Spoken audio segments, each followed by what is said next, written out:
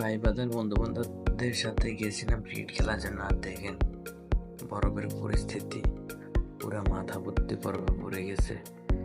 কি আর খেলাধুলা হবে, পুরো মাঠে শুধু বরফ আর বরফ। এরপর খেলা বাদে চলে আসলাম আমাদের মারাজোবা একটা দৃশ্য দেখুন, বরফ পড়তেছে। কি গরমকাল নাকি এটা শীতকাল বোঝার কোনো উপায় নেই, শুধু স্নো পড়তেছে। মে মাসে স্নো পড়ে, এটা আসলে অকল্পনীয়। দেখুন কিভাবে বরফগুলো পড়তেছে গাছের উপরে।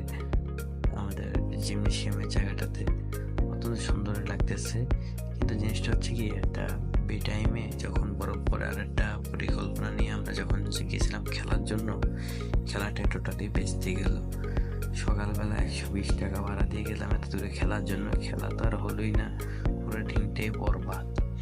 সবাই পুরো হতাশা নিয়ে বাসায় ফিরলাম। এই হচ্ছে আমাদের 6 নম্বর হোস্টেলের সামনে, এটা চাইনিজদের হোস্টেল। সেখানেও বরফগুলো পড়তেছে, কত সুন্দর লাগতেছে। সাদা সাদা 208, দেখুন ঘাসের উপরে বরফ, কত সুন্দর লাগতেছে